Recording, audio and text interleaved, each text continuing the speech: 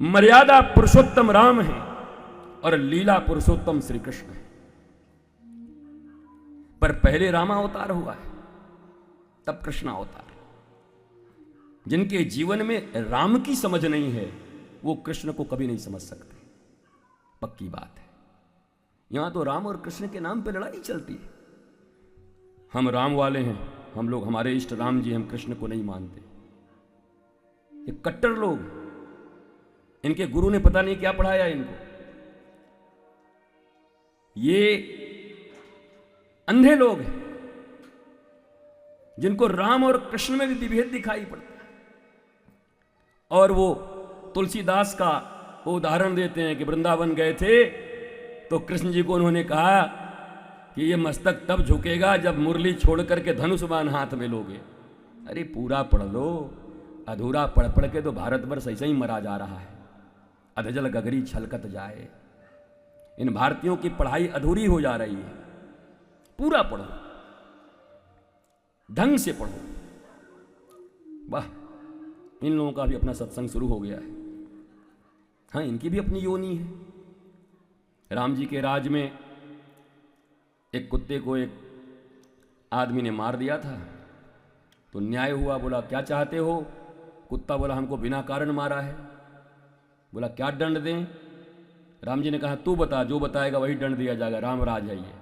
बोला महाराज जी इसको महंत बना दीजिएगा अगली बार किसी मठ का। बोला क्यों? तो कुत्ता बोला हम भी पिछली बार महंत ही थे, बैठ के खाली खा रहे थे, इस बार कुत्ता बन गए। ये रामराज की बात है, नाराज नहीं होंगे। महंत का अर्थ होता है जिसने अपनी सारी इंद्रियों को, वृत्तियों को उस महान परमात्मा में अंत कर दिया है, उसको महंत कहते हैं। महान में अंत हो जाना, उसको महंत कहते हैं। पेट बड़ा करके बैठ गया, महंत नहीं होगा, इसको महंत ही नहीं कहते। हर शब्द का अर्थ है एकांत, महंत, संत, साधु, सिद्ध, सुजान, साधक, भगवान, सबके अर्थ अलग अलग हैं। कभी निष्णात सदगुरु की शरण में बैठकर हमें तो इतना आनंद आ रहा है सुनील जी कि क्या बताऊं। ऐसा लग रहा है हम और हमारे प्रिय राजू द्विवेदी जी, हम लोग चर्चा कर रहे थे अभी आने से पहले कि कितना सुंदर स्थान है। ये जीवन भागने के लिए थोड़ी बना है। तो हम लोग का थोड़ा नियत भी खराब हो गया इस जमीन पे कब्जा करने के लिए। अब आप लोग मत सुनिएगा, एकांत की बात हो रही, टीवी पर कोई नहीं सुनेगा ये सब बात। तो हमने कहा कितना आनंद है, देखो कितना सुंदर कुटिया बनी है, आसपास में कितना बढ़िया खेत फूल इत्यादि। कभी कभी साधन भजन के लिए भी स्थान कितना अच्छा है। तो कथा तो कैसी हो रही हमको कुछ पता नहीं, और खान पान कैसा होगा ये भी कुछ पता नहीं, पर ये बात पक्का है व्यस्ततम जीवन में साधना करने का एक ऐसा स्थान आपने दे दिया शर्मा जी कि हमें आनंद आ गया महाराज। ओह, चैनपुर के लोगों, रामपुर के लोगों, उत्तर प्रदेश के लोगों, मौज आ गया समझो। खूब चर्चा हो रही है, हम लोग बैठ करके आनंद में चर्चा कर रहे हैं, आनंद ले रहे हैं बैठ बैठ। आज तो हम लोगों ने कथा के बाद कार्यक्रम भी बनाया हुआ है कि बढ़िया बाटी चोखा दाल, ये सब आप लोग टीवी पर मत सुनिएगा, ये हम एकांतिक वार्ता कर रहे हैं, कान में कह रहे हैं, ये बात को फैलाइएगा मत कोई एक दूसरे से, खबरदार, ये आपसी बात बाहर नहीं जानी चाहिए। तो आराम से हम बनाएंगे और पाएंगे, मौज लेंगे, ठाकुर जी को भोग लगाएंगे।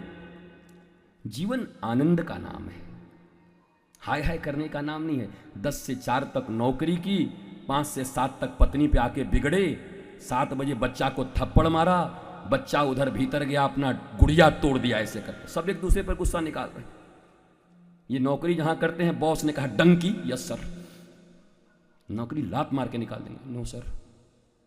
उधर से बेचारा आया 4 बजे, टिंग टोंग, पत्नी खोली, चाय पीजिएगा, खून पी जा। उधर का क्रोध पत्नी पे उतार दिया।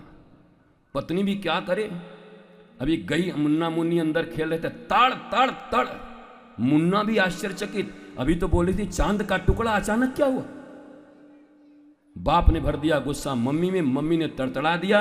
अब ये बेचारा क्या करे, भीतर जाके जो खिलौना रखा हुआ था गुड्डा गुड़िया, उसको पकड़ के, जिसका जहां जोर चले, सब एक दूसरे को क्रोध दे रहे हैं। मेरे माई बाप, ये जीवन क्रोध बांटने के लिए नहीं, ये जीवन प्रबोध और बोध बांटने के लिए है।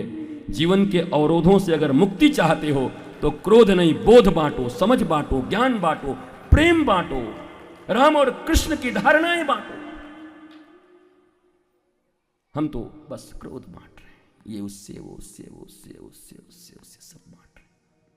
भारत भूमि क्रोध के वितरण के लिए नहीं है, भारत भूमि बोध के वितरण के